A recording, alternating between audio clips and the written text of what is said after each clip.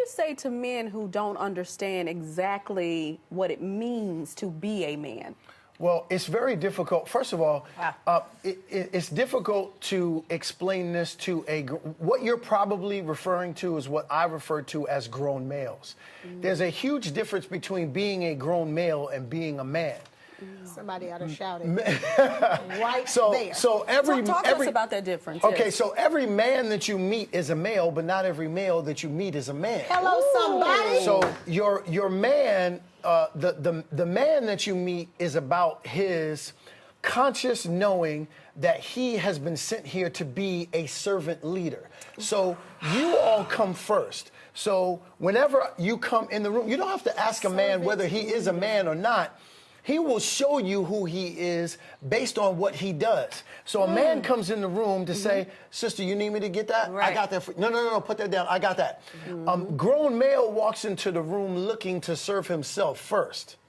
A grown male. A grown male. It's a so difference, a guys. man looks to be of service. A grown male looks to be served. Oh, my God. Listen, you got. I'm almost about to walk out this stage. I got to leave. I don't know what else to do. I need you to, no, seriously. Yes. This is the And I real think thing. a lot of women are in relationships with grown males. males and in marriages with grown Males. males. And then you end up getting divorced because you were in a marriage with a grown male Exactly and that. not So- a man. Exactly that. So here's what I Okay. want you to think of. All right. Think of yourself. Think of yourself in a relationship, in a home, in a bed with a boy who is 15 years old who just took over the body of a 35-year-old male. That's really what that equates to. Yes. Wow. Go ahead. Come on. Iyanla Vanzant said one Yes. time, which really resonated with sister. me.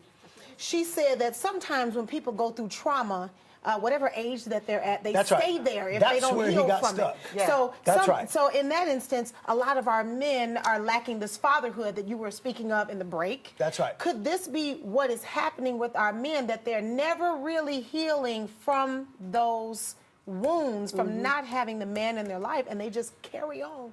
Throughout life. His development was arrested at whatever that age was.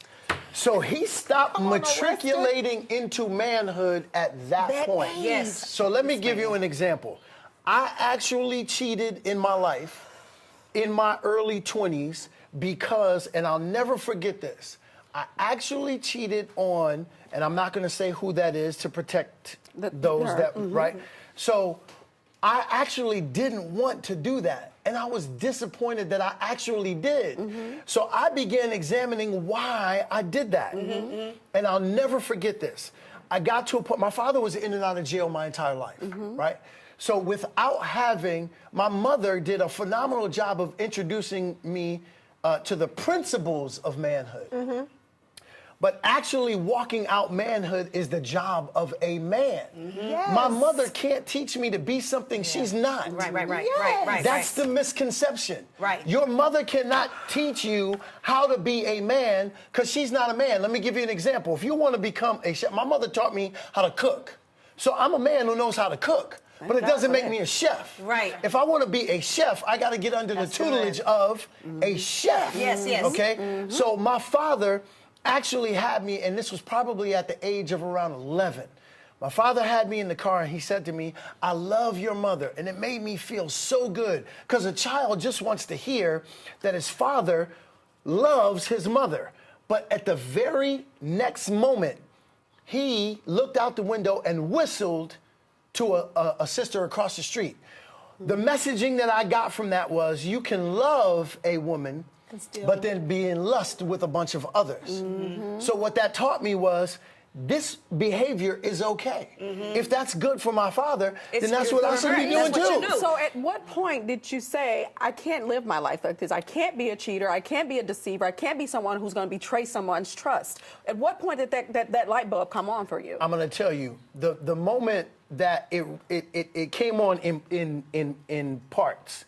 So when I got married, I said, okay, I gotta make sure that I am living my life out in integrity in that space. And then 2 years later, my daughter was born. And I said, ma'am, you are gonna be held accountable not only by your wife, not only by God, but your daughter has been sent to you as a living, breathing example of exactly what you are supposed to put into this world. So everything that you want for her, you better deliver to your wife. And this is over. Yes, it Well, is. Good night. Thank you. And Andre, I we can't could- take it. I do wish we this. had more segments wish with we had them. more The manhood book is coming. There you go. And Tease my that. gift to all of my sisters is I'm going to train up our males to be men Please so do. that they can be the men that they were supposed to be in order to properly cover you and to properly train up our children. We are